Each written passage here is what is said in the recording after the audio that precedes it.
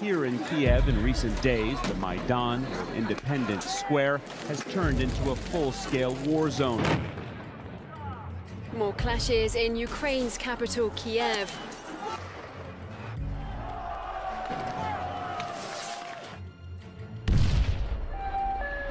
There is absolutely no doubt that snipers are working here.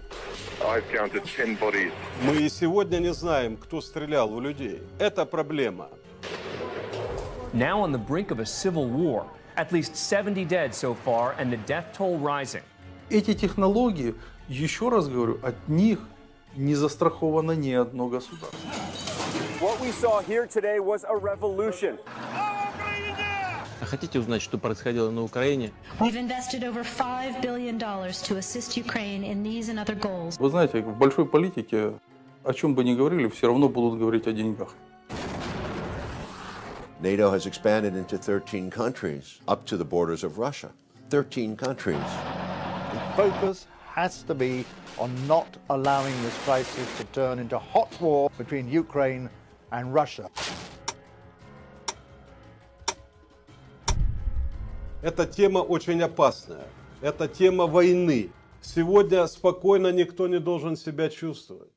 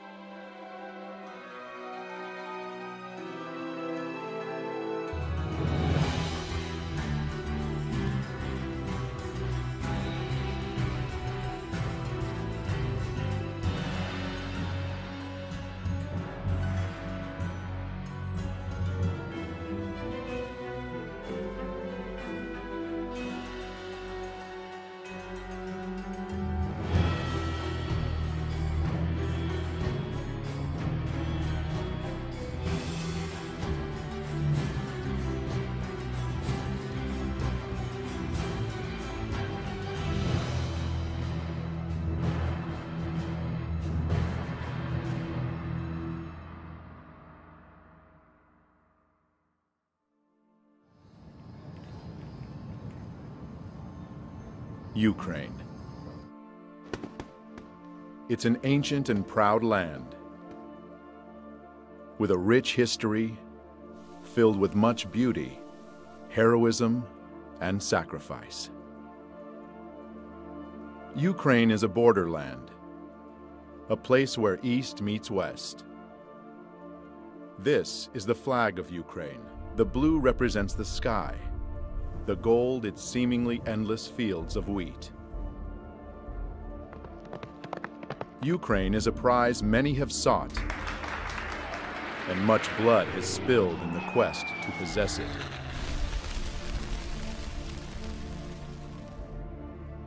Ukraine has been the pathway for Western powers as they attempted to conquer the East in World War I and World War II. And every time, the Ukrainian people ended up paying the highest price for these grand games of power. History doesn't repeat, but it surely rhymes, said Mark Twain. If one looks closely at the history of Ukraine, one will notice many rhymes. Being surrounded by stronger powers, Ukraine has needed a lot of cunning to survive, and the art they truly mastered with time is the art of changing sides. In the middle of the 17th century, Ukrainian leader Bogdan Khmelnytsky broke a truce agreement made with Poland, siding with more powerful Russia. Just over 50 years later, as the Russian-Swedish War was raging, another Ukrainian leader, Ivan Mazepa, broke the union with Russia when he switched sides, joining forces with the Swedish invaders. Many times, Ukrainian history was written by third parties. Seeking to keep the gains of a revolution at any cost, Russia agreed to the humiliating conditions of the Brest-Litovsk Treaty of 1918, which turned Ukraine into a German protectorate. Another historical document that changed the fate of Ukraine was the Molotov-Ribbentrop Pact of 1939. one of many such agreements being signed between European countries and rising Germany. Attempting to protect his nation from the approaching Nazi threat, Joseph Stalin negotiated a treaty of non-aggression with Adolf Hitler. While promising each other peace, the Soviet and German foreign ministers Molotov and Ribbentrop realigned the map of Eastern Europe, splitting it into German and Soviet spheres of influence. No sooner had the Molotov-Ribbentrop Pact been signed than Poland was split. And in September of 1939, Eastern Poland awoke to be Western Ukraine and a part of the family of Soviet republics and the USSR. But even this bold dividing of lands and nations only delayed the inevitable. Germany broke its promise to the USSR. On June 22, 1941, Germany invaded the USSR, launching Barbarossa, the largest military operation in world history.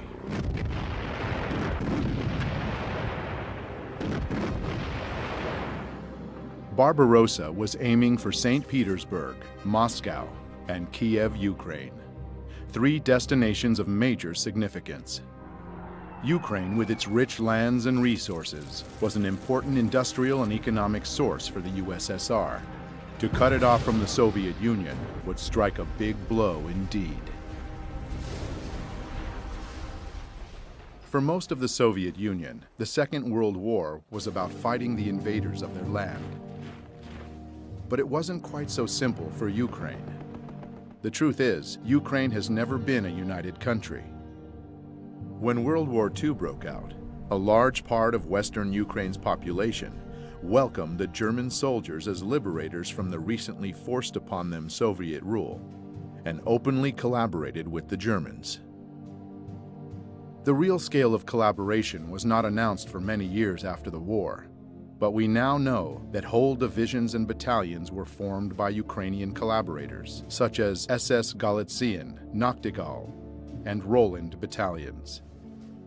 Just in the beginning of the war, more than 80,000 people from Galician region voluntarily enrolled into Division SS Galician in a month and a half, notorious for their extreme cruelty towards the Polish, Jewish, and Russian people on the territory of Ukraine. Members of these military groups came mostly from the Organization of Ukrainian Nationalists, the OUN, founded in 1929. This organization had an ultimate goal of creating an ethnically pure, independent Ukraine, and considered terror an acceptable tool for achieving their ends. Their official flag was black and red, land and blood.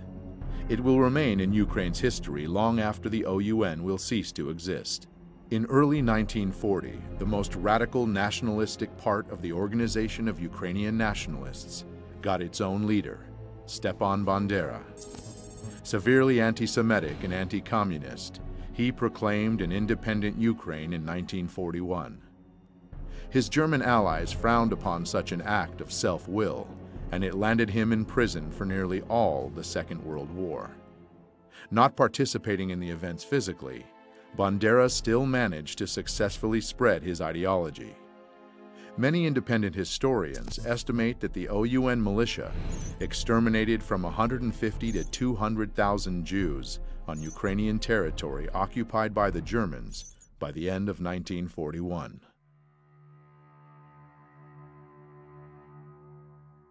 The most notorious and outrageous massacre took place September 29th and 30th, 1941, in Babi Yar, Kiev.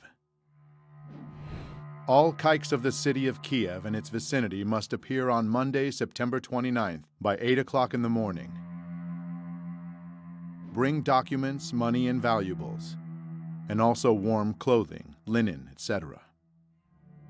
Any kikes who do not follow this order and are found elsewhere will be shot.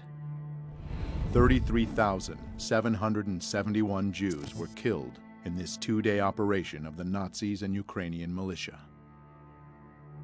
Another outrageous massacre was carried out by the Ukrainian Insurgent Army and the Bandera faction of the Organization of Ukrainian Nationalists in German-occupied Polish Volhynia and eastern Galicia between 1943 and 1944. This genocide of Poles was led by Mykola Lebed. 35,000 to 60,000 people in Volhynia and 25 to 40,000 in eastern Galicia fell victim to this massive ethnic cleansing operation. Sensing the inevitable loss of the German troops, the Organization of Ukrainian Nationalists gave up on their former ally and began fighting equally against the Germans and the Soviet forces. In January 1943, USSR troops started pushing the Nazis back, liberating one part of Ukraine after another. Western Ukraine was the last Ukrainian region held by the Germans, finally being liberated in October of 1944. Bandera's bands continued to wage their guerrilla war against the Soviet regime, carrying out bloody raids on Ukrainian villages and towns, and leaving behind chaos and casualties. This war went on until the middle of the 1950s, when the last collaborators were either detained or fled the country. On May 7, 1945, Germany unconditionally surrendered to the Allies. Ukraine remained a part of the Soviet Union. The peace after the Second World War was short-lived. The United States and the Soviet Union, nations who allied together along with England to defeat the Nazis, tragically became foes as the Cold War began. The era of political and military tension between the US and the USSR lasted for nearly 45 years, keeping humanity under the constant threat of nuclear war.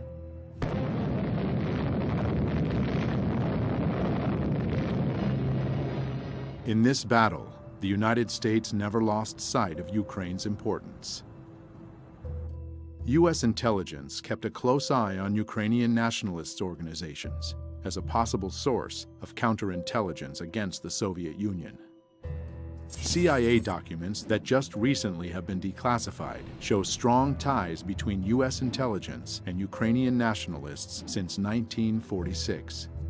From the CIA agency report, it is clear that they were not mistaken about the nature of Ukrainian nationalist organizations or their leader, Stepan Bandera himself.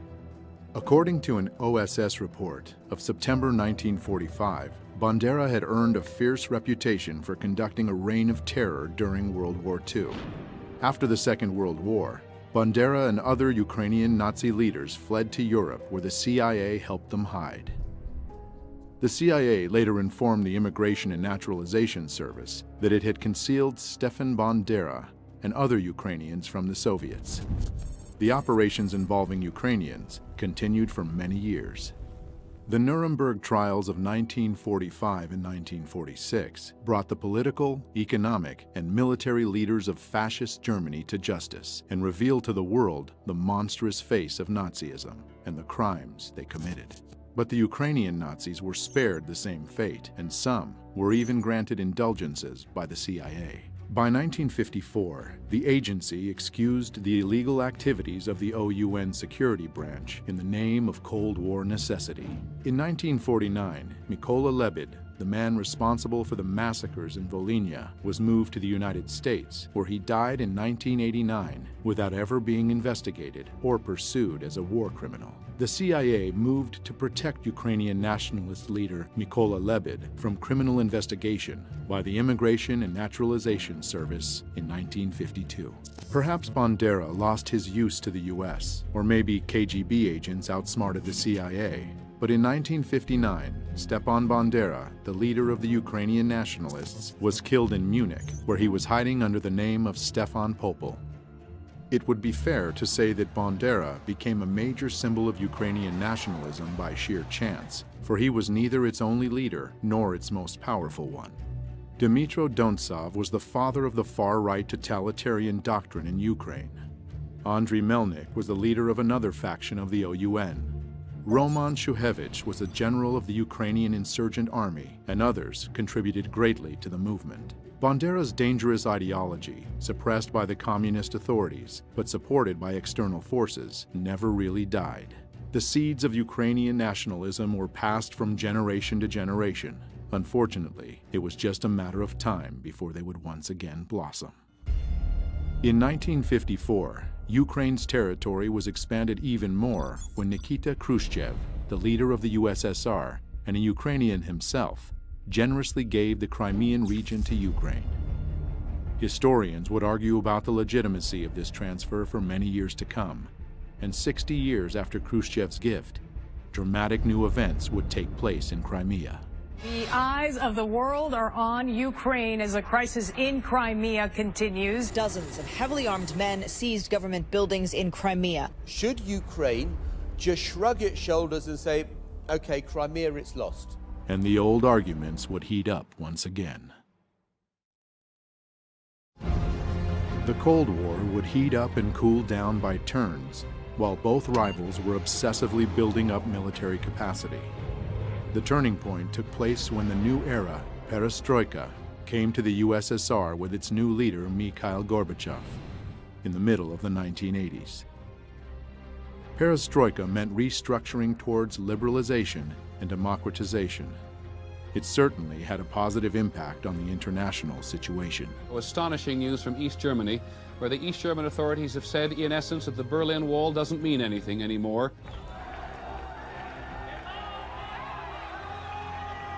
But inside the USSR, the weakening of Kremlin control had different consequences.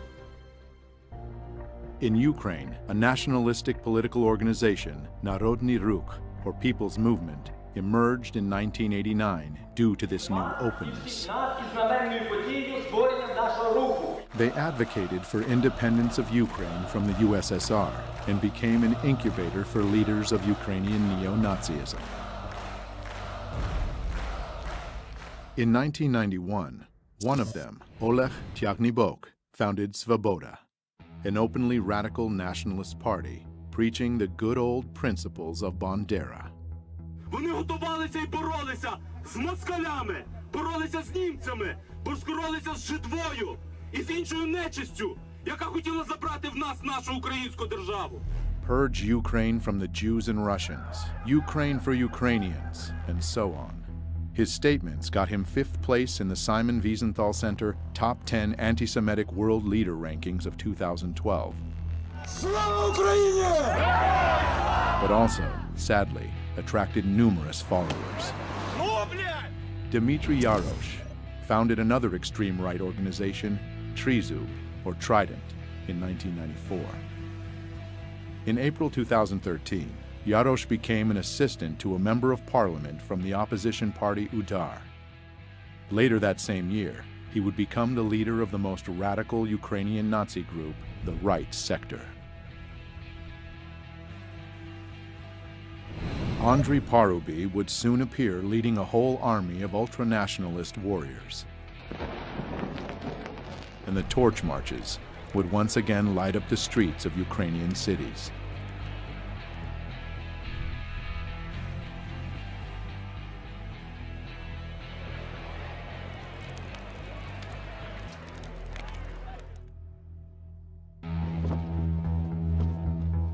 The world drastically changed in August 1991, when the USSR de facto ceased to exist and the global political map welcomed many newcomers, Ukraine one of them.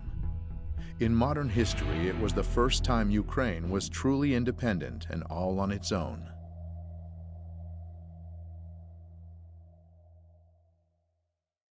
The red flag came down over the Kremlin tonight as President Gorbachev resigned and brought to an end 7 decades of communist rule in the Soviet Union. The years after the disintegration of the USSR became known as the Crazy 90s in all the post-Soviet territories.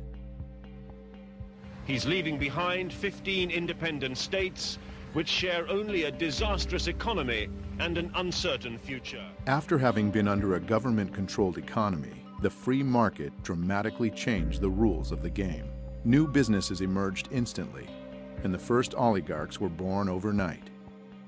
The former country with no class division suddenly became stratified. The chosen few became rich, while the rest had to fight to survive. Сразу же после получения независимости началась еще более дикая приватизация и растаскивание имущества государственной собственности, понижение жизненного уровня населения сразу же после получения независимости. И причем какие бы власти не меняли друг друга, для жизни рядового гражданина ничего не меняло. Там происходил просто систематический грабеж населения, грабеж граждан, грабеж украинского народа. И, конечно, люди уже устали от этого произвола, от этой совершенно сумасшедшей коррупции. The people's growing discontent made Ukraine more vulnerable to outside forces, and a new kind of warfare was launched, one not known before, the color revolutions. Demonstrators clash with police, hundreds of thousands protesting the results of the election and calling for a new vote. Ukraine has had two color revolutions in its 24 years of independence. In 2004, crowds of people descended upon Kiev, marking the start of the Orange Revolution. At that time, Ukraine became once again a battlefield of two forces, the Russian and Western governments. The culmination of this conflict took place during the presidential elections in November of 2004. The two major candidates, Western-backed Viktor Yushchenko and Russian-leaning Wiktora Janukowycza, almost equally shared the votes of Ukrainians. By the way, calling Viktor Yushchenko Western-backed is not an exaggeration. His wife, Katerina Yushchenko, is a former U.S. State Department official and worked in the White House during the Reagan administration. The division was along geographic lines. Traditionally, Russian Eastern Ukraine voted for Yanukovych, while Western Ukraine chose Yushchenko. By the announced result, Viktor Yushchenko lost to Viktor Yanukovych, but thousands of people didn't agree with it, and they came to the central square of Kiev on the 22nd of November. The situation received wide news coverage. The country's election commission ignored reports of fraud, declaring Kremlin-backed Viktor Yanukovych the winner. International politicians, such as former General Secretary of NATO, Javier Solana, became frequent guests in Kiev, initiating negotiations between parties. And I hope very much the goodwill of everybody will be able to overcome this difficulty. The results of the negotiations, however, were often reached only on paper. Thus, Yushchenko never told the supporters to stop blocking government buildings in central Kiev. Therefore, these non-violent and very orange protests lasted for a month, during which time the previous election results were annulled, marred by massive corruption, and new elections were announced. An important nuance: just 3 months before, Viktor Yushchenko became a victim to a mysterious and still unsolved poisoning. But it didn't prevent him from winning in the new election. Though, as we shall soon see, there was much more than just the people's will that led to this victory. This peaceful revolution and its leader were warmly welcomed by the international community. But the euphoria didn't last long. Yushchenko's government completely failed with reforms and lost its chance to establish democracy, instead descending into infighting. Viktor Yushchenko was not re-elected for a second term, but at the end of his presidency, he had the time to make one last gift to his supporters from Western Ukraine. На завершення я хочу сказати про те, що чекали мільйони українських патріотів і багато років. Я підписав указ за незламність духу, відстоюванні національної ідеї, виявлені героїзм і самопожертву в боротьбі за незалежну українську державу.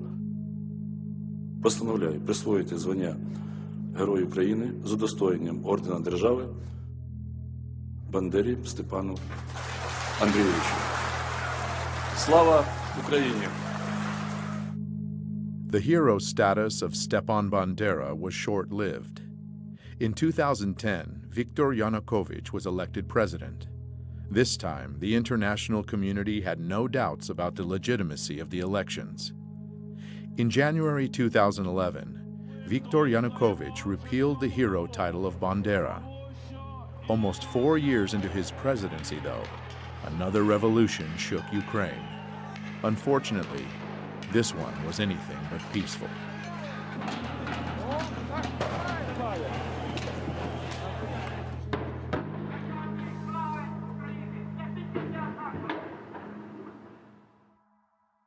Mr. Janukowycz, I'm an American. I'm an outsider to this situation, and it's very complicated.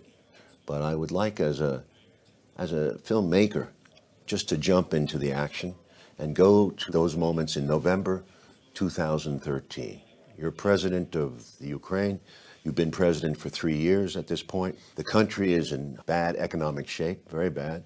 You have a trade agreement with Russia, and now you're seeking to make a better agreement with the EU, with the European Union, and you are negotiating. Can you bring me to that moment and what you're thinking? Действительно, это был очень сложный период времени для Украины, и нам нужно было найти решение проблем в 2013 году. Поэтому у нас было два партнера. Прежде всего, мы рассчитывали на Международный валютный фонд.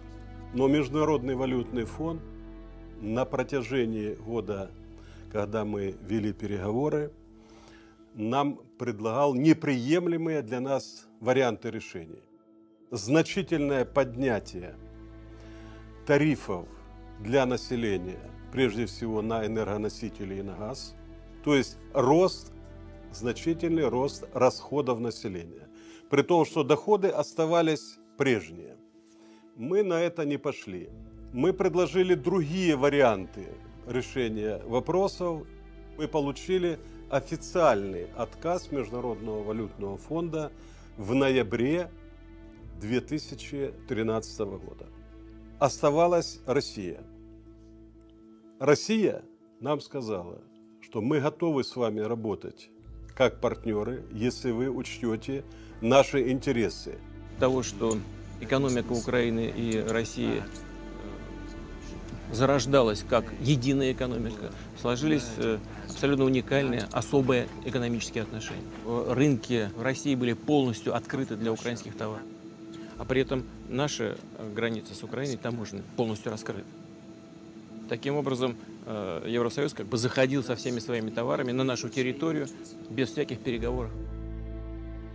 И когда мы начали считать балансы, мы увидели, что соглашение, которое подготовлено Европой для Украины, требует больших экономических расходов, компенсаций потерь, а Европа компенсаций не предлагает. При том, что российский рынок при этом для Украины частично сокращался или прокрывался. Сказали, конечно, если Украина решила так поступить, это ее выбор, и мы уважаем этот выбор. Но мы не должны этот выбор оплачивать. Наши переговоры с Европой не увенчались успехом. Поэтому на этом пути мы предложили сделать паузу. Violent clashes erupted in the Ukrainian capital Kiev as more than 100,000 people protested against a government decision to delay an association deal with the EU. Vitaly, you were Minister of Interior Affairs for the Ukraine during this period, and you were Chief of Police, essentially, of the country. Can you tell me your version of what happened from November protests through February protests? Мы располагали информацией, что протестные акции в любом случае массово планируются и начнутся в 2015 году. Но оппозиция воспользовалась тем фактом, что в начале Кабинет министров, а затем и президент приняли решение временно отложить подписание ассоциации с Европейским Союзом. Arseny Yatsenyuk, leader of the opposition party, Fatherland. Oleg Tagnibok, leader of the opposition nationalist far-right political party, Svoboda. Vitaly Klitschko, leader of the opposition party, Udar. Both EU and Ukrainian officials said on Thursday the suspension of talks on closer ties could be revived after the two-day meeting. But officials said the deal was off the table for now. Expected more.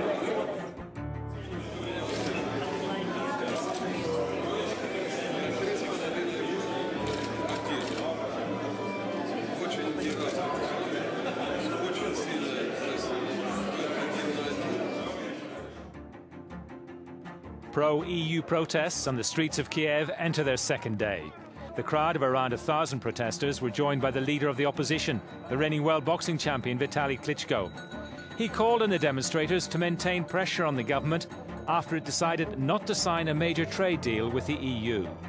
You go back to Kiev the next day after the meeting with Merkel, and protests are up, am I right? Can you take me through that period?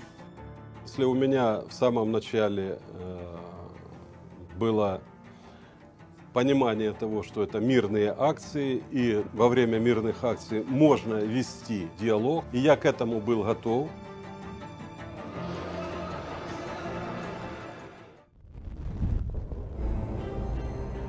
И говоря о протестах ноября-февраля, необходимо обязательно учитывать динамику их развития, которая происходила на Украине заранее до того. Огромное количество общественных организаций, которые финансировались из-за рубежа, огромное количество журналистов, работающих на гранты.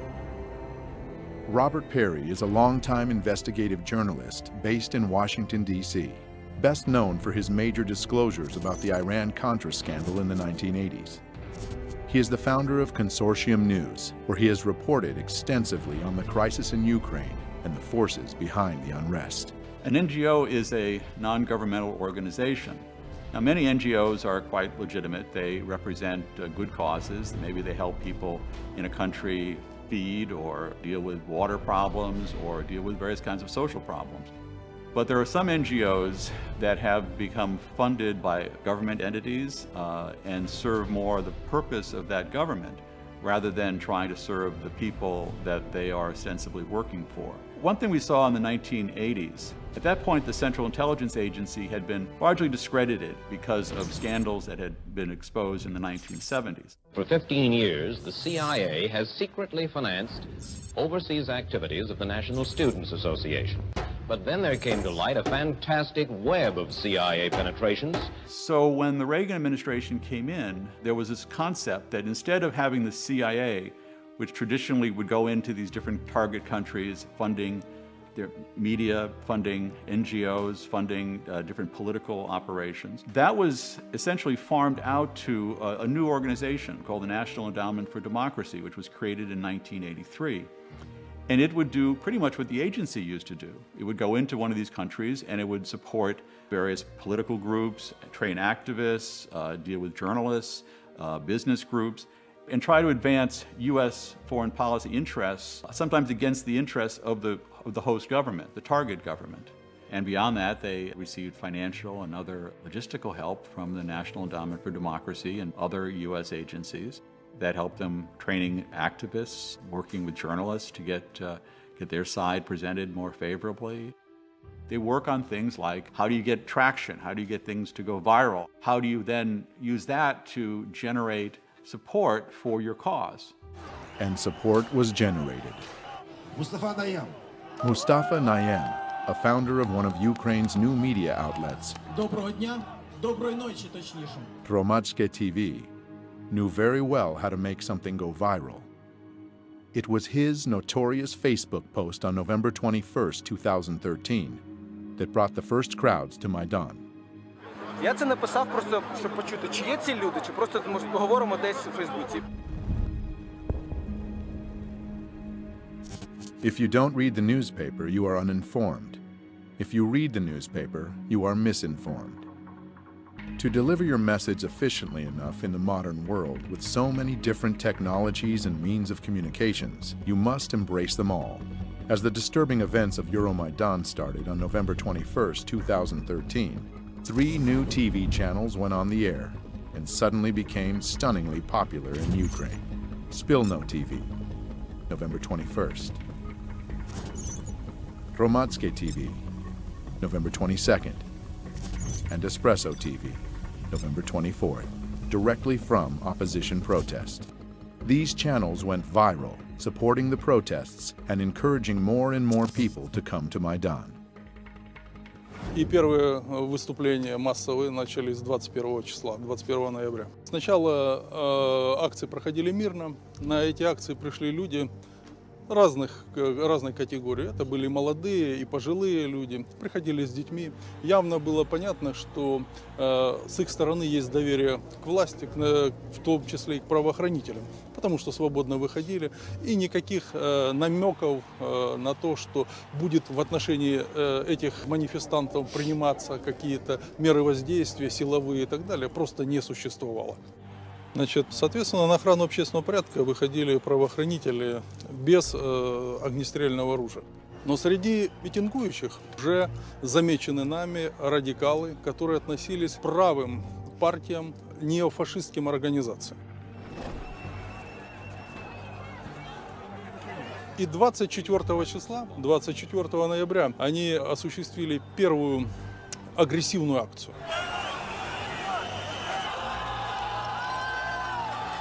24 числа первое было нападение на кабинет министров и первое нападение на сотрудников правоохранителей, которые охраняли.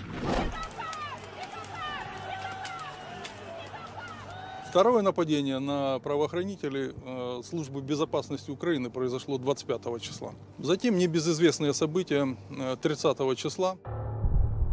November 30th of 2013 became the first turning point of Euromaidan, and one of its most reported and mysterious events. Я тогда немножко расскажу, как видел эти события я. Был звонок мне от Попова, глава администрации города Киева. Он говорил, что давайте сегодня мы хотели бы завозить оборудование для новогодней елки на площадь. Я ему объяснил, что до тех пор, пока люди находятся на площади, то этого делать нельзя. В районе часа ночи, когда массовые люди начали расходиться, разъезжаться, значит, я поговорил по телефону с руководителем службы безопасности Украины и спросил его точку зрения по развитию событий. Он сказал, я считаю, что, слава богу, все закончилось. Вся информация идет о том, что все закончилось. Потому что фактически с 21 числа, я в кабинете просто жил и спал там какое-то время, может быть, 2 часа в сутки удавалось поспать. Около 3 часов ночи я приехал тоже к себе домой. Завел часы на 6:30 утра, включил телевизор сразу же, когда проснулся. Он у меня был настроен на 5-й канал. И 5-й канал демонстрирует большое количество скорой помощи. И там побитые люди. After riot, police attacked peaceful protesters with clubs. Happened in the early hours. The eyewitnesses that were there said that the police did use truncheons. Меня, честно говоря, пробил просто холодный пот.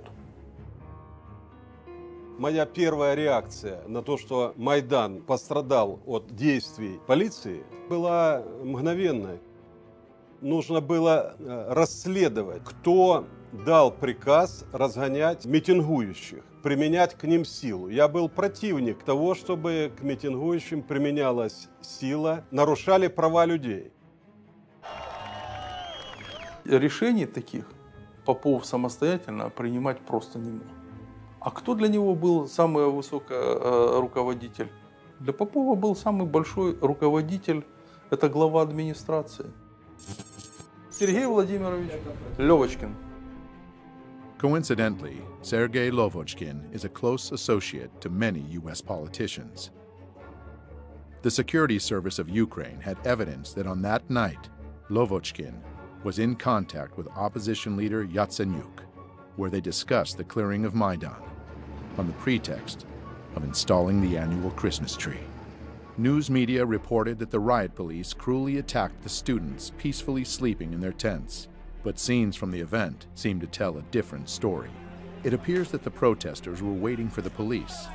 Additionally, there were dozens of journalists and cameramen from all the new public TV news outlets prepared to cover the events. And most ominously, a group of well-trained young men arrived to Maidan almost simultaneously with the riot police. They infiltrated the crowd and began provocations with insults, stones, and torches.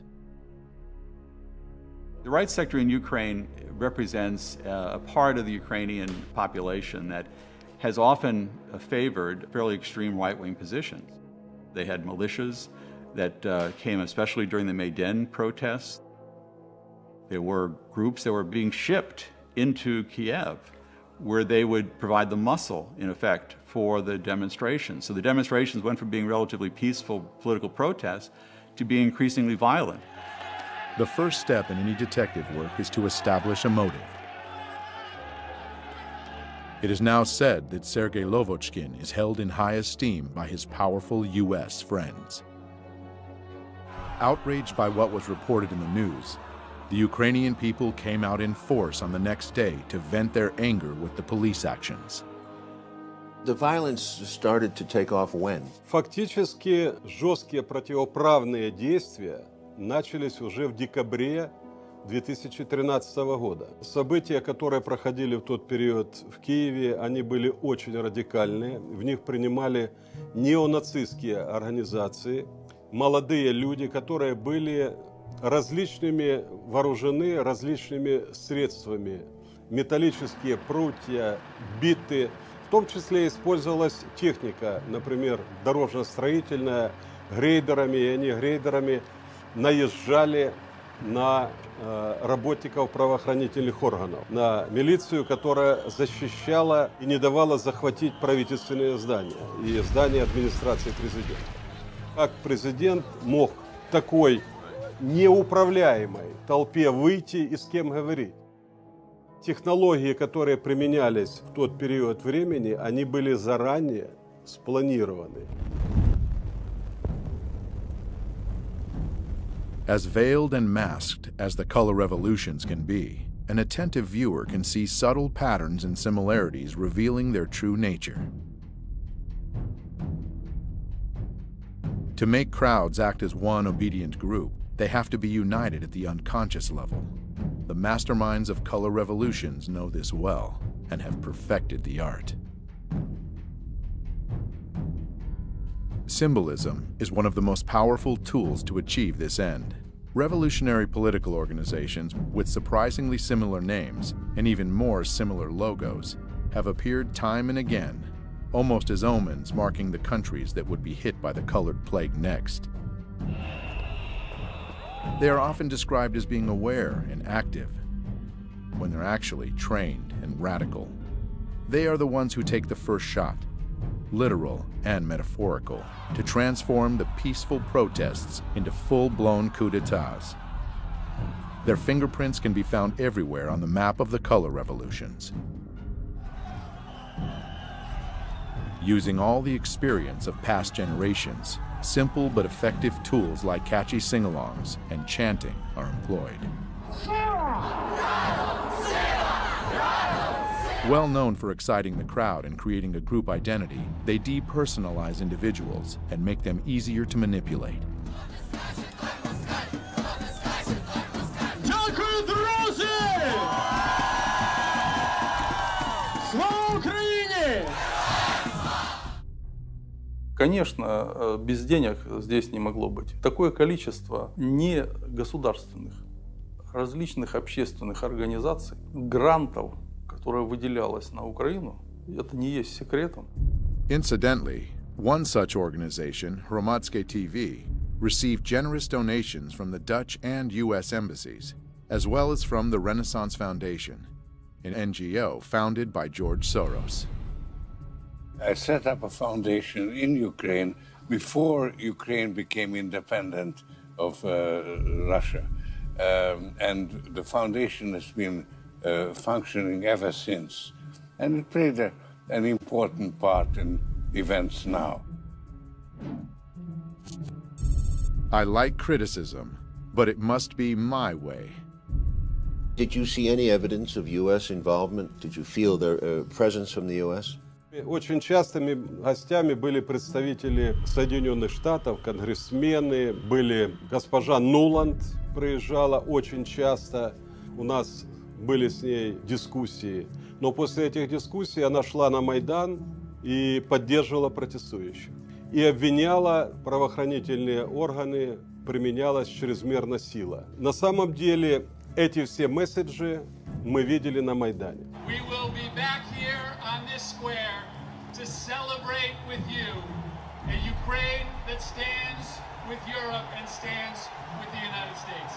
Well, members of Congress were visiting Ukraine during that period, most famously Congressman John McCain. So some of the people who were challenging their government, their elected government at that point, were being told by the senior U.S. official, a person who ran for president and a top official in the U.S. Congress, that the U.S. was with them. I'm Senator John McCain, and it's always a pleasure to be back in Ukraine. Senator McCain was, in a sense, giving the people in the Majdane a feeling that they had the backing of the most powerful country on earth. This is about the future you want for your country. This is about the future you deserve. Делегаций много приезжало. Я говорил, что нельзя говорить, во-первых, неправду. Нельзя становиться на сторону митингующих и отстаивать их права, создавая тем самым и углубляя конфликт. Когда митингующие захватывают правительственные здания и учреждения, скажите, допустимо ли это в любой другой стране, например, чтобы посол Украины пришел к митингующим в Фергюсоне и раздавал там пряники или пирожки и обвинял полицейских Соединенных Штатов Америки? Я считаю, что это недопустимо ни в одной европейской стране. А почему к Украине было такое отношение? Who was your highest level contact with the U.S. government in this period? Я постоянно имел контакт с господином Байденом, вице-президентом. У меня были частые с ним телефонные переговоры. Но дело в том, что господин Байден говорил одно, а в Украине делали другое. And the U.S. ambassador? Посол Соединенных Штатов в Украине постоянно принимал представителей Майдана у себя в посольстве. Мы это очень хорошо знали, мы это отслеживали. И создавалось такое впечатление, что в посольстве Соединенных Штатов существует штаб, который управляет этим процессом. In early February of 2014, as the Majdane crisis was getting more violent, there was a phone call that was intercepted. It was a call between the Assistant Secretary of State for European Affairs, Victoria Nuland, and the U.S. Ambassador to Ukraine, Jeffrey Pyatt. Questions of credibility are being raised after a private chat between two top U.S. diplomats was leaked online. I think Yats is the guy who's got the economic experience, the governing experience. He's the guy, you know, what he needs is Klitsch and Tony Book on the outside. I just think Klitsch going in, he's going to be at that level working for Yatsenyuk. It's just not going to work. Yeah, no, I think that's right. Okay. Good. Well, do you want us to try to set up a call with him as the next step? Sullivan's come back to me, VFR, saying you need Biden, and I said probably tomorrow for an attaboy and to get the deets to stick. So okay. Biden's willing. So you had this remarkable phone call where you have these two senior officials of the U.S. government apparently talking about a coup or how they were planning to restructure the government of Ukraine. Fuck the EU. No, exactly. I'm not saying the whole U.S. government feels that way. There is division on this, but the neoconservative element wants very much to change the strategic dynamic in Eastern Europe. The neocons are very smart people, and they've been at this for a long time. They came in around the issue of propaganda. They studied how to create hot buttons for the American people. They had this experience when they were getting the American people to get excited about Central America back in the 1980s. Sandinista regular army. The ground force is being equipped now with Russian artillery. And they've been applying those same strategies ever since. They remain very dedicated to achieving their goals. They still want to get rid of certain governments. They wanted a regime change in Syria, for instance, regime change in Iran. They're very skilled at this, and they have a lot of allies now inside the news media, inside the government, and that means that they can do a lot to control the narrative of any story. I think in America these days, we have somehow told ourselves that there are a lot of ways of dealing with these problems other than hard power. Vladimir Putin cares about hard power. The neoconservatives can now demonize a leader of a country. That sells with the American people. So you don't just sort of argue a policy. You attack the leader. So the neoconservatives became very skilled at picking out leaders, finding their ugly traits, and then highlighting them. Yanukovych, he might say was a rather clunky political leader, but you make him into a devil. He's totally corrupt, and he's evil, and he wants to kill people in the Majdane, these wonderful white-hatted demonstrators. So you've got a black hat versus white hat. You keep repeating that basic scenario. And it works with the American people. We've got to realize what Vladimir Putin is. He's an old KGB colonel that wants to restore the Russian Empire. You make them into demons, and the American people find that the way they can understand the world. Once that happens, it's very difficult for a journalist or anyone else to say, you know, hold it, that guy, he's got more of a gray hat than a white hat or a black hat. And if you say that, you suddenly you're a Yanukovych apologist or you're a Putin apologist, and then the attacks come on to the person saying it, the journalist, the academic, or whoever. Any good director will tell you that tempo and rhythm are the most essential components to hold an audience's attention. Сама технология, которая применялась Майданом, состояла в необходимости сакральных жертв. Это часть технологии. It can also be called a method of betrayal, when the allies and followers are relentlessly thrown into the revolutionary flame. The idea is simple. When the preparation work is done, the trigger just needs to be pulled to set the machine into full motion. The murder of politician Rafiq Hariri led to the Cedar Revolution. Looking back at the mysterious poisoning of Viktor Yushchenko right before the Orange Revolution of 2004, we see now that he became a sacred victim himself. Most political analysts believe the compassion of the Ukrainian people at that moment tilted the scales, giving him the presidency.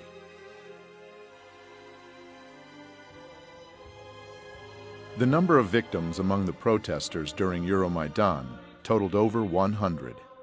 They are called the Heavenly Hundred. All the sacred victims were immediately mythologized. The beating of students on November 30th, 2013 was the obvious trigger of Euromaidan. Those who sent trained provocateurs to the square very well realized that peaceful protesters were the ones who would get hurt the most. It's hard to keep protests going for months on end. Tensions subside, and people inevitably get tired. Holidays are also a big danger for revolutionary masterminds. People want to be home with their families and friends, and one needs to get inventive to keep people in a cold tent city.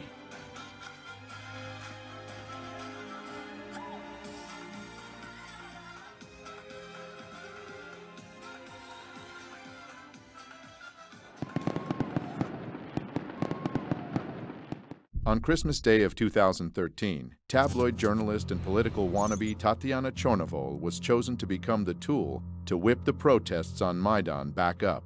A civic activist and journalist known for investigating corruption among senior officials was beaten outside Ukraine's capital on Christmas.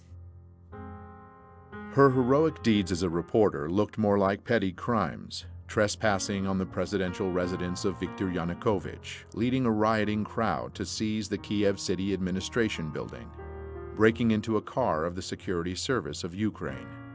It looked like Tatiana was more interested in making news than reporting it, and gaining name recognition that could be turned into votes for her struggling political career in the opposition party Fatherland. She gave the world media a Christmas present in 2013, when she was cruelly beaten by unknown assailants on the road. Despite the fact that in just 3 days all the suspects were arrested and confessed to beating Tatiana during a road rage incident, world media kept insisting upon the political background of the crime. Instantaneously, Tatiana became a heroic martyr uniting people around her image. The beating coming amid political turmoil in Ukraine. This has drawn a protest. Euromaidan was once again center stage, and Tatiana, in less than 2 months after the assault, she was already healthy enough to attack the office of Party of Regions, the party of Viktor Yanukovych. Звідти виїжджали ті машини, які били мене. Тобто тут не те, що навіть гніздо цієї злочинної мафіозної влади, а ескадрони смерті теж керуються звідси. One of the staff members, 65-year-old IT specialist Vladimir Zakharov, was killed during the attack. So, where is Tatiana now? Well, she finally got her position of power in the new government. 1 month later, the time for another act in the play came. Armenian-Ukrainian protester Sergei Nigoyan was one of the first to arrive at Maidan. He wasn't radical or violent, but instead naive and full of hope. Watching Sergei read a patriotic poem is like watching a casting tape for the role of a sacred victim. Борітеся, поборете, вам Бог помагає. За вас правда, за вас слава і воля святая. Unfortunately, Sergei got the part. Betrayed by his brothers in arms, this video would eventually go viral after Sergei was killed early in the morning of January 22, 2014. The circumstances of his death remain unknown to this day. Even though the whole area of protests was heavily filmed at that time, there were no records or witnesses to help the investigation, and his body was moved immediately from the scene of the crime. Sergei became the first killed martyr of Euromaidan, and in a heartbeat, the police officers were appointed as his killers. Almost 2 years later, the official investigation would still deliver no results.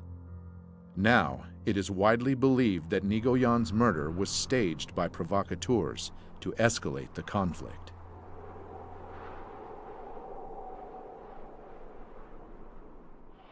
God speaks to people with the language of signs. On January 26, 2014, Pope Francis prayed for Ukraine, addressing thousands of people at St. Peter's Square in Vatican City. Et Filius et Spiritus Sanctus. After the prayer, 2 white doves were released from the papal window and were immediately attacked by a crow and seagull.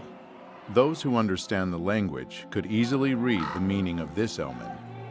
Soon, great forces, the seagull and the crow, would be tearing apart 2 Slavic nations, the white doves. This omen gave hope to the Ukrainian people, saying that by God's will, the doves would be saved. But it also predicted severe hardship and many victims.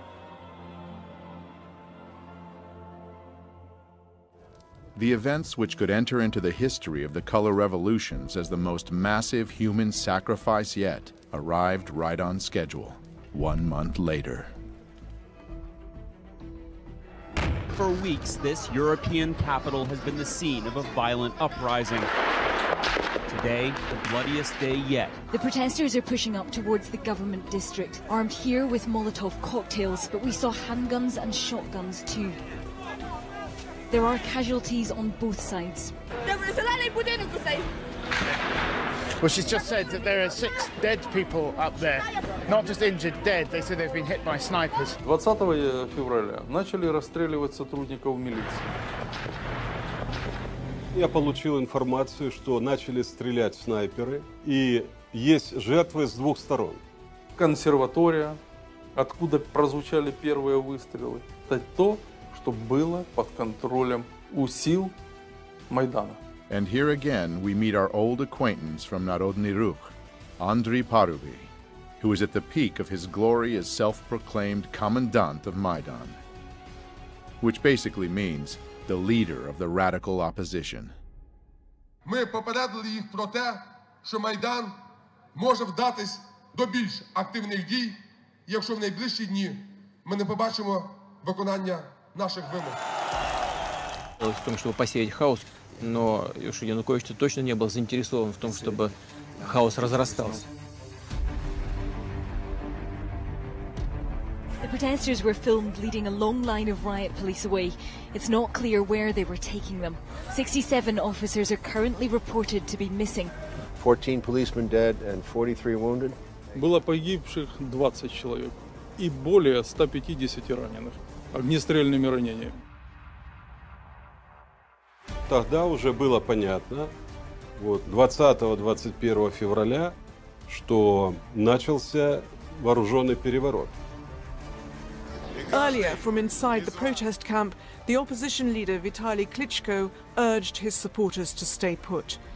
Each of you here should stay strong in spirit, he said, because we're not going anywhere. Мы вели в этот период времени переговоры с оппозицией и очень часто договаривались. Но, как я позже понял, что это была игра.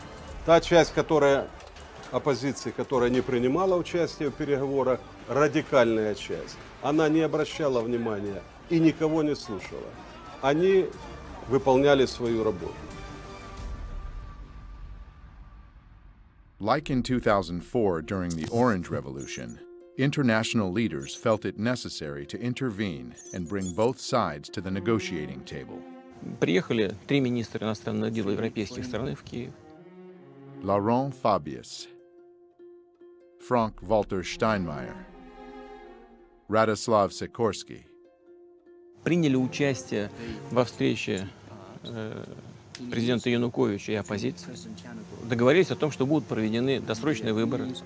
Договорились о том, как будут строить отношения между оппозицией и президентом. The Ukrainian president and the leaders of the anti-government protests there have agreed on a truce. The truce was to give talks between President Yanukovych and the opposition a chance. Just like in 2004, the opposition, or at least its radical faction, the right sector, headed by Dmitry Yarosh, had no intention on fulfilling its part of the bargain. Ті домовленості, які досягнуті, не відповідають нашим з вами прагненням. Правий сектор не складе зброї. Правий сектор не зніме блокаду жодної з державних установ, поки не буде виконана найголовніша наша вимога – відставка Януковича. Я подписал такой протокол, но немного позже я понял, что какой бы протокол мы ни подписали, сценарий захвата власти и государственного переворота, он был запланирован и он был неизбежен. То есть фактически это не зависело от наших действий. The opposition leaders left saying they may have found a way to end the bloodshed, but they wanted to take the conclusions from their meeting to the people. It was soon apparent that the people were not happy. И на следующий день господин Янукович уехал во второй по величине город страны, в город Харьков. Как только он уехал, захватили и его резиденцию, резиденцию администрации, и правительство с помощью оружия. Как это называется? Дело в том, что я вылетел туда вертолетом. Машины, которые меня должны были сопровождать, выехали самостоятельно, но этого никто не знал. Ехали президентские машины, и по этой колонне президентских машин был открыт огонь. Также была информация у нашей разведки, что были специальные наемники, которым была поставлена задача не захватывать президента, а расстрелять. И я обратился к президенту Путину, чтобы он разрешил мне выехать на территорию России. Я получил согласие, и мне было оказано содействие. 24 февраля я попал на территорию России.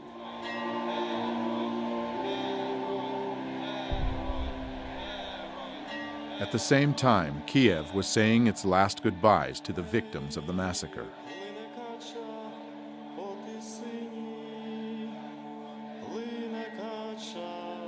It was also welcoming those who came to power at their cost.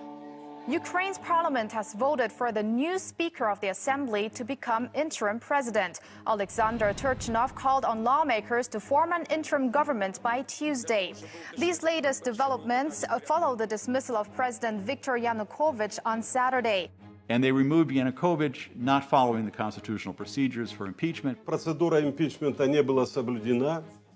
Для этого должен был быть привлечен Конституционный суд, Верховный суд. Этого не сделали. И голосовать в парламенте должны были 3/4 депутатов. The parliament of Ukraine consists of 450 deputies. The constitution of Ukraine requires at least a 3/4 majority to vote. In other words, 338 votes in favor of the impeachment, but only 328 deputies voted yes. 3/4 не проголосовали. The U.S. State Department almost immediately said this was a legitimate government, and that was part of this effort to get regime change.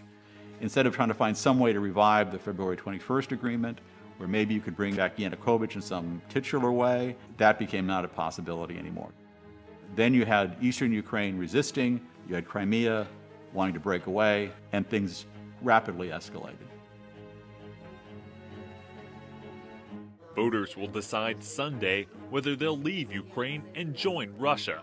The campaign with the slogan "Together with Russia" has the backing of Moscow. The Crimea situation, the referendum, is also happening during this period very quickly. Крымский референдум инициировали жители Крыма. Это была их реакция на попытки представителей Майдана устроить такой Майдан в Крыму. Это не секрет, что население Крыма всегда было пророссийски настроенным. Crimean authorities, sensing the mood of the populace, fully supported Wiktora Yanukovych's decision to postpone the 2013 European Union Association deal and side deeper ties to Russia. As the events in Kiev took their course, Crimean authorities issued a declaration, putting into words the fears of its people. Based on the will of the Crimeans who elected us, we declare that we will not give Crimea to extremists and neo-Nazis seeking to seize power in Ukraine at the cost of the blood of the country and its citizens. After the regime change in Kiev, rumors began spreading in Crimea that the new authorities would be merciless to those that opposed them. Слава Україні! This led to the pro-Russian demonstrations rejecting the new government in Kiev. On February 27th, the government buildings in the capital of Crimea were seized by pro-Russian protesters. The current Crimean government was dismissed, and the new leader, Sergei Aksyonov, was assigned as the leader of the Crimean Autonomous Republic.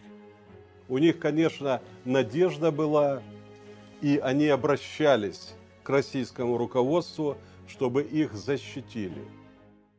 On March 16th, the Crimean referendum was held, and the people voted to leave Ukraine and enter the Russian Federation. The situation in Crimea is being presented as a Russian invasion. And again, nobody who looks at this seriously and looks at the poll numbers, some of the poll numbers done by the US government agencies themselves, showing that the people of Crimea preferred being part of Russia. In the US news media, it has all been presented as the Russians invaded, they then staged a sham election, with people with guns at their backs. Somehow they faked the ballot boxes to get 96% approval for rejoining Russia. The idea of a referendum in Crimea is just quite simply unconstitutional. It does raise questions on whether this vote really is free and fair, especially given the heavy military presence in Crimea right now, Errol. So that's how it's been sold to the American people. The reality is very different. The atmosphere here certainly is electric. Thousands of people who've gathered in the capital Crimean city of Simferopol. All of this following a referendum held last Sunday in which the majority of people here overwhelmingly voted in support of being reunited with Russia. Я бы хотел спросить, что такое демократия? Демократия – это политика, основанная на воле народа. Как выясняется воля народа? В современном мире с помощью голосования. Люди пришли свыше 90%, и свыше 90% проголосовали за присоединение к России. Нужно уважать выбор людей. Не подстраивать каждый раз под свои геополитические интересы, международное право и принципы демократии. У нас не было там никаких боевых действий. Там никто не стрелял. Никто никого не убивал. What is described in the West as a Russian invasion of Crimea is, in fact, the presence of Russian soldiers in Crimea. Can you clarify that? Российские солдаты в Крыму, как говорят, были испокон веков. Потому что база Черноморского флота была в Крыму.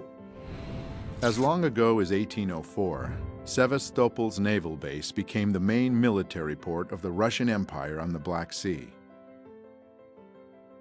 During the Second World War, the heroic defense of Sevastopol lasted almost a year and took hundreds of thousands of lives. Therefore, the naval base in Crimea has a legacy of historical pride for the Russian Black Sea Fleet, as well as being of huge strategic importance.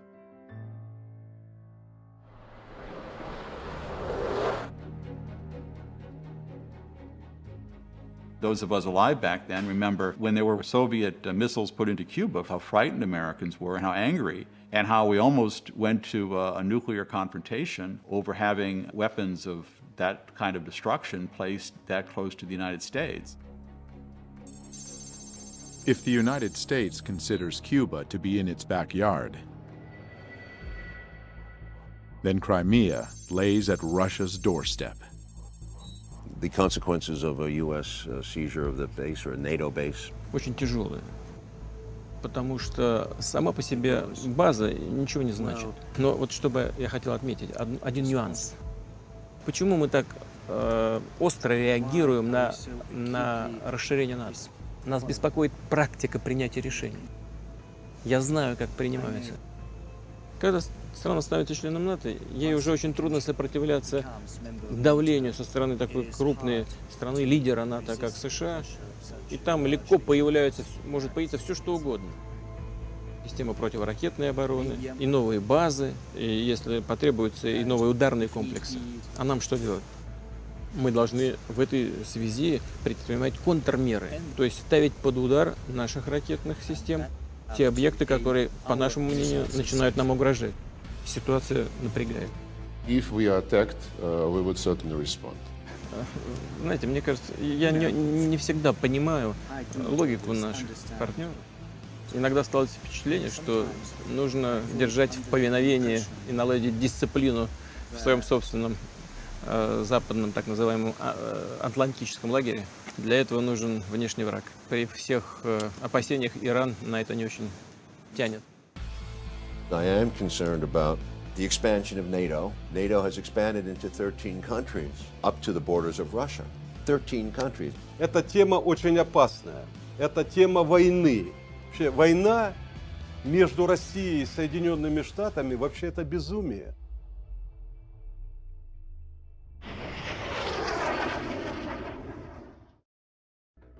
In early spring of 2014, eastern Ukraine was also buzzing with protests against the new authorities in Kiev. This region, with the population close to Russia geographically and culturally, feared that the ultra-right leanings of the newly formed government would bring neo-nationalism to their lands. And they had their reasons. The status of the Russian language in Ukraine has been a stumbling block for many years. Implementing Russian as a second state language was one of the main campaign promises of President Viktor Yanukovych. In 2012, the Yanukovych government passed a law making it the second official language in the southern and eastern parts of Ukraine, the areas where the Russian-speaking population makes up a majority. Ukrainian nationalist groups initiated massive protests opposing the law. An observing viewer might see some familiar faces there.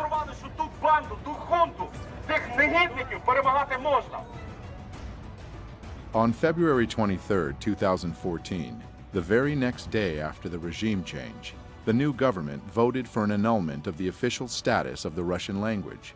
And even though later this decision was vetoed by the acting president, Alexander Turchinov, it still sent a message, and a powerful one.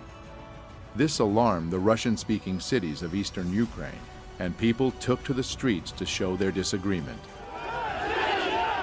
In response, pro-Maidan groups conducted their own demonstrations. When the two parties would meet, it was always tense, and eventually it led to tragedy. One person died and over 50 people were wounded in clashes during a pro-Russian march protesting the new government in Kiev. On April 6th, the Crimean scenario began repeating in eastern Ukraine, where protesters seized government buildings. And the next day, April 7th, they proclaimed Donetsk People's Republic. Kiev replied by announcing the beginning of an anti-terrorist operation in eastern Ukraine. By that time, the international media was screaming about a Russian invasion in Ukraine. Russia could now be on the verge of invading Ukraine. But strong words stayed only in the media. The Ukrainian authorities never announced a warlike situation. Why? IMF cannot give money to countries engaged in ongoing war. Petro Poroshenko. Вы знаете, в большой политике, о чем бы ни говорили, все равно будут говорить о деньгах. Too much money was already invested in Ukraine to stop halfway. We've invested over $5 billion to assist Ukraine in these and other goals that will ensure a secure and prosperous and democratic Ukraine. На развитие какой демократии тратились эти деньги? Как называли установление демократического режима? Я думаю, что это вот как раз тот режим, который сейчас насаждается на Донбассе. Obviously, the funds had to keep coming, and the conflict had to keep going,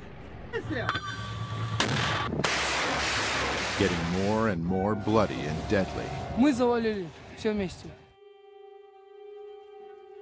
As parties from both sides were using more sophisticated and lethal weapons. Господин Турчинов, который фактически начал войну, он несет огромную ответственность за это. Он начал войну против собственного народа. Он послал войска в Донбасс. Они сделали то, чего не делал я. И они начали кровопролитие.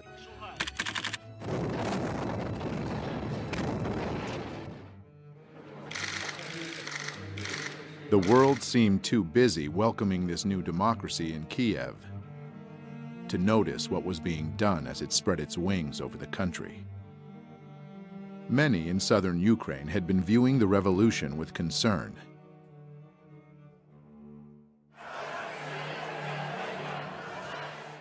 And an anti-Maidan movement formed in the city of Odessa in early January 2014. The protesters set up their camp in front of the Trade Union House, a building which would soon become a monument to a massacre of its own. It's difficult to overestimate the importance of Odessa. It is strategically located on the Black Sea, and it's Ukraine's largest seaport. It's not surprising that Ukraine's new authorities were watching the situation unfolding there with growing alarm. More and more of Odessa's people were joining the anti-Maidan movement at the same time as events in eastern Ukraine were heating up. The new Ukrainian government didn't have the power to wage war on too many fronts. If Odessa were to join the growing uprising in the eastern regions, it would seriously complicate the situation. This rebellion had to be extinguished immediately and at any cost, and that cost was high. On May 2, 2014, soccer fans flocked to the center of Odessa city for the Ukrainian championship match.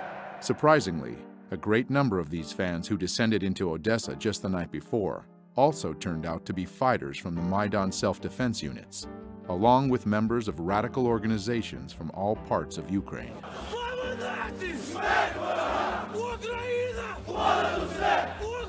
These fans, masked, armed, and shouting nationalist mottos, began disturbances in the center of the city as they marched to the anti-Maidan tent encampment, where they attacked. The anti-Maidan protesters sought shelter in the Trade Union House, but it was a trap.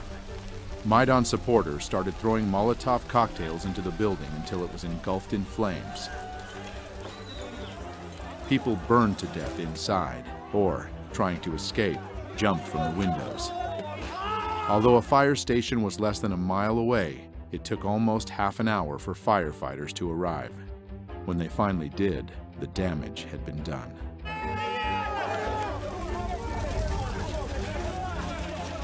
But here's an intriguing fact. Just a few days before those dreadful events, a messenger from Maidan, Andriy Perubi, made a visit to Odessa. It's an interesting coincidence that some of the people he met with in Odessa were seen at the scene that fateful day.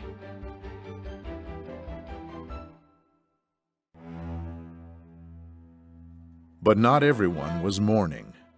On the popular political talk show Schuster Live, the news about the people burnt alive in Odessa was welcomed with a long round of applause. Із погибших в пожарі в Одесі 15 граждан Росії, 10 із Придністров'я і ні одного одесита.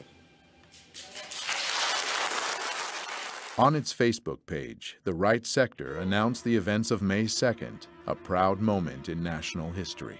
An official investigation into this sad event has been going on now for nearly 2 years, and it's yet to reach a conclusion.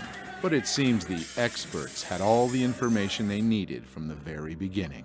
Звичайно, провокація була з сторони путінських бойовиків, які почали розстріл української демонстрації.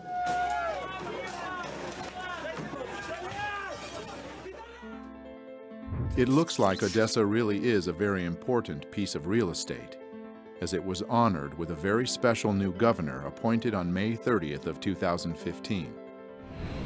Mikhail Saakashvili, an old friend of the United States and born and raised in Ukraine's neighboring country, Georgia. A little hoedown there in Georgia. A quick look at his biography gives one an understanding that he's been groomed for a special mission. Mr. Saakashvili received a U.S. State Department scholarship, and he worked for a New York law firm which represented the organization Kamara, a group that appeared earlier when we learned about the color revolutions. We are dealing with democratic, bloodless revolution. This is the Revolution of Roses, and this is Mikhail Saakashvili with Kamara, busy overthrowing the legitimately elected president, Eduard Shevardnadze. Remove the government by peaceful means. That's classics, you know, you're really European. Soon after the Rose Revolution blossomed fully, Georgia announced its intentions to join NATO and plant fresh NATO military bases in the fertile soil right on Russia's border. Never ever we will give our freedom and independence. Never ever will give any piece of our territory. Saakashvili's mission was accomplished, at least with his friends in NATO. The Georgian populace wasn't quite as happy, though. In 2007, they took to the streets to voice discontent, and Mr. Saakashvili responded with force. The people's discontent grew. Saakashvili's party lost parliamentary elections, and the opposition took control. He said this means that the parliamentary majority should set up a new government and me as the president, according to our constitution. Mikhail decided not to wait for the results of the president's election and fled the country in October 2013. In 2014, Saakashvili refused summons to appear in court as a witness in several criminal cases. Later that same year, he was accused of misuse of power and embezzlement. Saakashvili wound up in the U.S., and soon his friends in Washington found him a new assignment. Mikhail actively supported Maidan, and very soon was rewarded with a high position in the new Ukrainian government. First as the president's counselor, and then as the governor of Odessa. The day before taking this position, he renounced his citizenship to Georgia, the country of his birth, and became a Ukrainian citizen. Я навсегда останусь гордым гражданином моей гордой родины. Гордым гражданином моей гордой родины. As they say, the battle is worth the blood, both literally and figuratively. Я прекрасно знаю реальную цену реформ господина Саакашвили. Я прекрасно знаю то, что он на Украине на самом деле является частью проекта, который нужно осуществить Украине определенным силам. Jeffrey Pyatt, the U.S. ambassador to Ukraine, paid a visit to Saakashvili just a month after he took office in Odessa. That as long as the Oblast administration is delivering results on Ukraine, you are going to see a steady flow of embassy and Washington visitors coming here. The meeting was fruitful, and Jeffrey generous. No matter how well Saakashvili's job goes, it looks like he shouldn't be worried about his own finances. On his Facebook page, he posted an official document showing that the new governor of Odessa gets a pretty penny from Washington, almost $200,000 a year.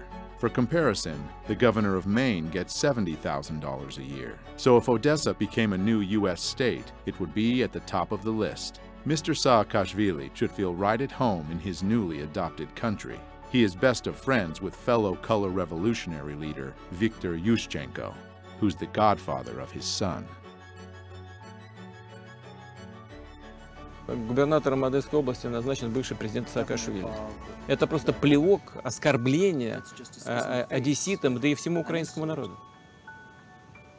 И ему не дали даже рабочую визу в США.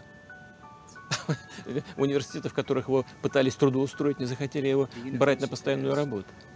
Значит, исполнять обязанности губернатора Одессы он может. А что, нет порядочных, профессиональных и способных выполнять такую работу украинцев?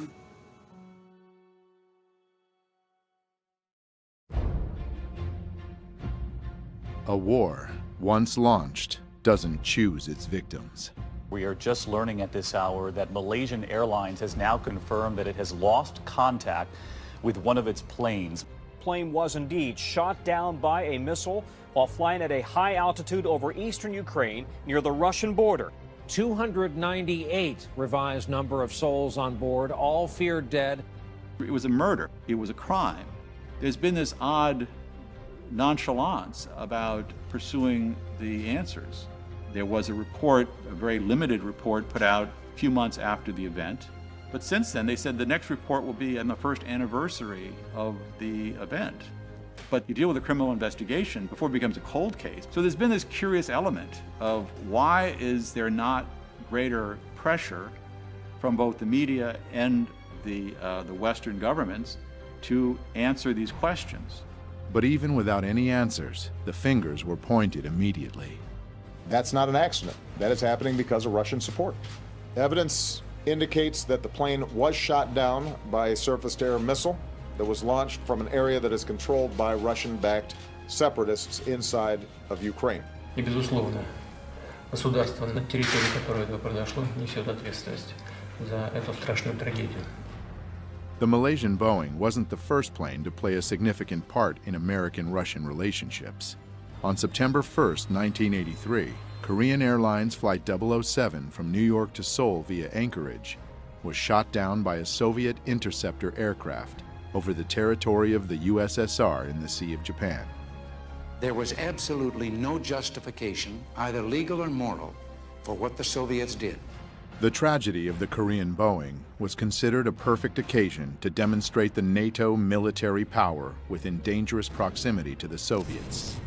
On November 2nd, 1983, NATO launched Able Archer, a 10-day command post exercise simulating a conflict escalation, culminating in a nuclear attack. It was followed by placing Pershing II nuclear missiles in Europe. What Reagan didn't take into consideration was the paranoid overreaction of the Soviets. A recently declassified U.S. intelligence report shows that for the first time since the Cuban Missile Crisis, the world was that close to nuclear war. Just like in 1983, the Malaysian Boeing crash was leveraged against the enemy. A new wave of sanctions hit Russia immediately after the tragedy. The United States is imposing new sanctions in key sectors of the Russian economy. Almost a year and 3 months later, the Dutch Safety Board published a report. Ladies and gentlemen, flight MH17 crashed because of a 9N314M warhead detonated outside the aeroplane above the left side of the cockpit. The report didn't blame any specific group or person and estimated a very wide area of 320 kilometers as a zone from which the missile was fired. At the same time, the Russian producer of Buk missiles, Almaz-Antey, conducted its own independent investigation. Результаты эксперимента полностью опровергли выводы голландской комиссии о типе ракеты и месте запуска. During the experiment, they blew up a retired airliner with a Buk missile and came to the conclusion that the Malaysian plane was brought down by the older type of missiles, not used by Russia anymore, but still in the possession of Ukraine. The company claims that the missile was launched from the territory controlled by the Ukrainian military. One would expect that these controversial results would again stir up public interest in the investigation, but the tragedy of Malaysian flight MH17 had already played its role in the big geopolitical game. Therefore, it was soon forgotten. The goal was achieved. After the third wave of sanctions hit Russia, the tensions between the two countries skyrocketed. So the question presents itself, are we truly witnessing the beginning of Cold War 2.0? And if so, what are our chances to survive at this time?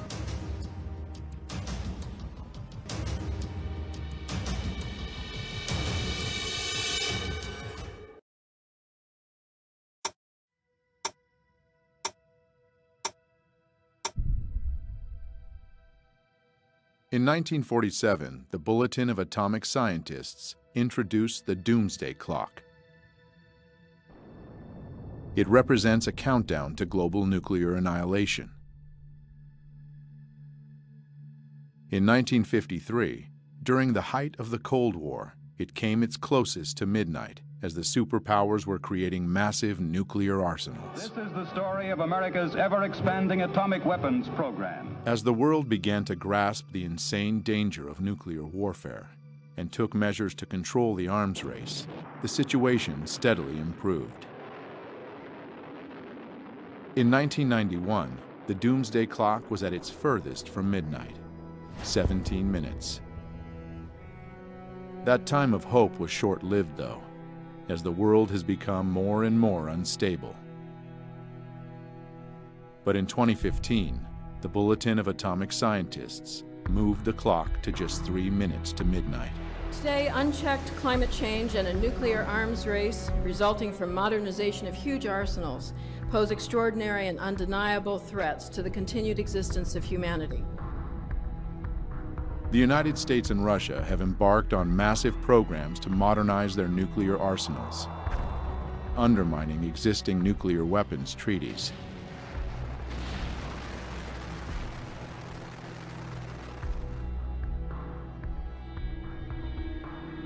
The clock ticks now at just 3 minutes to midnight because international leaders are failing to perform their most important duty, ensuring and preserving the health and vitality of human civilization.